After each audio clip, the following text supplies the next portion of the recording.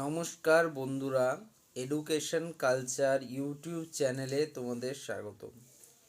তো দেখো, তোমরা যারা এখন ডিপ্লোমার 6 সেমিস্টারের স্টুডেন্টরা রয়েছো, তাদের জন্য এই ভিডিওটা খুব ইম্পর্টেন্ট। তাছাড়া অন্যান্য সেমিস্টারের যারা স্টুডেন্টরা রয়েছো, অর্থাৎ সেকেন্ড ফোর্থ, তাদের জন্য ভিডিওটা তোমরা দেখতে পারো। এবং এটাতে কিন্তু কিছু কথা বলবো যেগুলো প্রত্যেকের জানা রাখা প্রয়োজন।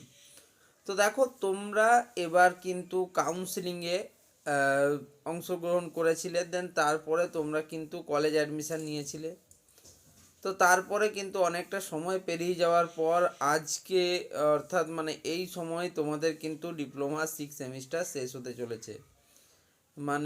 আজকে নয়, বাট তোমাদের রিসেন্ট কিন্তু এবার শেষ হবে ওটা। আজকে হয়তো, এখন ফেব্রুয়ারি মাস চলছে, তোমাদের হয়তো মে মাস করে কিন্তু তোমাদের ডিপ্লোমা কমপ্লিট হয়ে যাবে।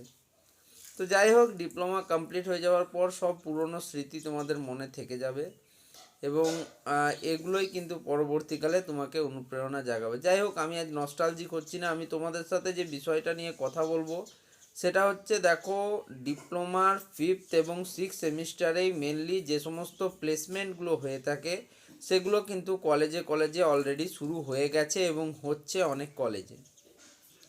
তো ডিপ্লোমার 5th সেমিস্টারে কিছু স্টুডেন্ট অলরেডি বিভিন্ন জব প্লেসমেন্টে জব পেয়ে গিয়েছো, কিছু স্টুডেন্ট এখনও পাওনি এবং কিছু স্টুডেন্ট রয়েছে যারা কিন্তু ভবিষ্যতে হায়ার এডুকেশন করতে চায়।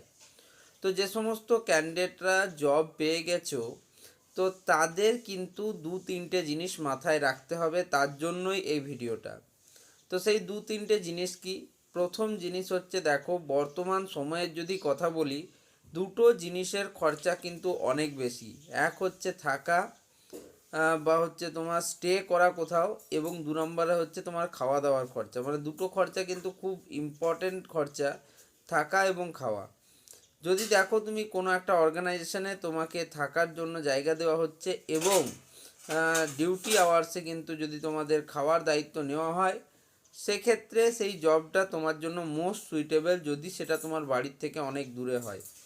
কারণ ডিপ্লোমা ইঞ্জিনিয়ারিংয়ের বেশিরভাগ জব যেটা দেখা গিয়েছে, সেটা যদি আমি জেলার ক্ষেত্রে স্টুডেন্টদের ক্ষেত্রে বলি, হয় কলকাতা বা তার আশেপাশে, নইলে যদি বলো তাহলে বোম্বাই, দিল্লি, পুনে, তামিলনাড়ু, হায়দ্রাবাদ, ব্যাঙ্গালোর, এই সমস্ত জায়গায়। অর্থাৎ এই জায়গাগুলো তুলনামূলকভাবে অনেকটা এক্সপেন্সিভ জায়গা, ফলে সেখানে থাকা এবং খাওয়ার খরচ তুলনামূলক জেলায় থাকা স্টুডেন্টরা বা গ্রাম মফস্বলের যারা স্টুডেন্ট রয়েছে তাদের থেকে কিন্তু অনেক অনেক বেশি।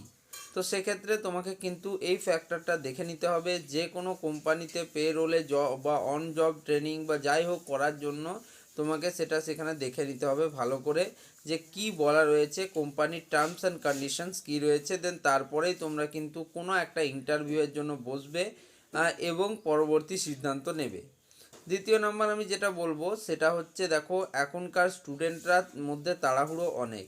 তো তোমাদিকে কিন্তু ভালো করে টার্মস কন্ডিশন পড়ার সাথে সাথে দেখে নিতে হবে যে সেখানে কি বলা রয়েছে, অর্থাৎ 1 বছরের ট্রেনিং বলা রয়েছে না অন জব ট্রেনিং বলা রয়েছে। সেটা কিন্তু খুব ইম্পর্টেন্ট। 1 বছরে যদি তোমার ট্রেনিং বলা হয়, সেক্ষেত্রে তোমাকে বেশিরভাগ সময়টাই কোম্পানির ট্রেনিং পিরিয়ডস হিসেবে তোমাকে রাখে। বাট যদি তোমাকে অন জব ট্রেনিং বলা হয়, সেক্ষেত্রে তোমার প্রবাবিলিটি থাকে যে 1 বছর পরেও তোমাকে কিন্তু কোম্পানির তোমাদের একদম পার্মানেন্ট মেম্বার হিসেবে রেখে দিতে পারে। ওকে, তো এইরকম ব্যাপারটা কিন্তু রয়েছে।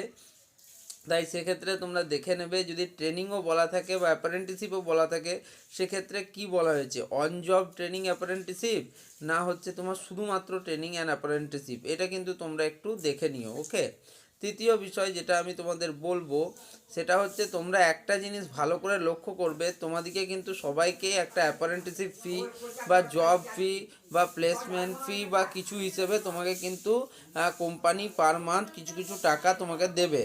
ওকে, তো সেই যে কিছু টাকা তোমাকে দেবে, সেই টাকাটার কিন্তু তোমাদের দুটোভাবে তারা ভাগ করে। একটা হচ্ছে তোমার হাতে যেটা তুমি পাও সেটাকে ইন হ্যান্ড স্যালারি বলা হয়। বাকিটা কিন্তু বিভিন্ন ধরনের সুবিধা প্রদানের জন্য, ধরো হাউস অ্যালাউন্স বা তোমার হচ্ছে এডুকেশন লোন বা তোমার হচ্ছে ইএসআই, পিএফ, তারপরে ইপিআইএফ, গ্র্যাজুইটি, বিভিন্ন ধরনের কিন্তু কাটছাট থাকে। তো সেই হিসেবে যদি তোমাকে কোনো কোম্পানিতে বলা হয় 3 লাখ টাকা সিটিসি, আর আরেকটি কোম্পানিতে বলা হচ্ছে 3 লাখ টাকা ইন হ্যান্ড, এই দুটোর মধ্যে কিন্তু বিস্তর তফাৎ রয়েছে। যেখানে তোমাকে বলা হচ্ছে পার ইয়ারে 3 লাখ টাকা, তাহলে ইন হ্যান্ড সেক্ষেত্রে তুমি প্রত্যেক মাসে পাচ্ছ 25,000 টাকা করে। বছরের শেষে তোমার হচ্ছে সেটা 3 লাখ টাকা হাতে পাচ্ছ তুমি। হাতে বলতে অবশ্যই এখানে কোম্পানির দ্বারা তোমার যে অ্যাকাউন্ট নাম্বার থাকবে সেখানে। আর তোমার এখানে সিটিসি 3 লাখ টাকা সিটিসি বললে তার বিস্তর ফারাক কেন? সিটিসি কথাটির পুরো অর্থ হচ্ছে কস্ট টু কোম্পানি, অর্থাৎ কোম্পানি তোমার উপর যে কস্টটা সারভাইভ করছে তাকে বলা হচ্ছে সিটিসি বা কস্ট টু কোম্পানি। তো সেক্ষেত্রে যদি তোমার 3 লাখ টাকা সিটিসি হয়, সেক্ষেত্রে তোমার আমি বললাম যে হাউস রেন্ট বা হোম অ্যালাউন্স, ঠিক আছে। নেক্সট হচ্ছে তোমাদের খাবার দাবারের অ্যালাউন্স যেটা থাকে, ফুড অ্যালাউন্স। নেক্সট হচ্ছে তোমার পিএফ, ইএসআই, ইপিআইএফ এবং মেডিকেল ফ্যাসিলিটি এবং বিভিন্ন ধরনের ফ্যাসিলিটি বাদ দিয়ে আমি ধরলাম যে তোমার 3,000 টাকা গ্র্যাজুইটি। তো সেক্ষেত্রে 3,000 টাকা তোমার কেটে গেল, বাকি রইল তোমার কাছে 22,000 টাকা। সেক্ষেত্রে তোমার বছরের শেষে ইন হ্যান্ডে কত আসছে? 2,64,000 টাকা। বাট সেটাই যদি তুমি 3 লাখ টাকা ইন হ্যান্ডে যদি কোম্পানিতে জয়েন করতে হয়, সেক্ষেত্রে তোমাকে ফ্যাসিলিটি দেওয়া হতে পারে বা নাও দেওয়া হতে পারে। বাট সেক্ষেত্রে কিন্তু তুমি 25,000 টাকা পার মান্থ পাতে, অর্থাৎ এক্ষেত্রে পার মান্থ হিসেবে তোমার কিন্তু যেটা 30,000 টাকা ইন হ্যান্ড সেটা কিন্তু লাভজনক। বাট ফেসিলিটির দিক থেকে দেখতে গেলে 3 লাখ টাকা সিটিসিটা বেশি লাভজনক।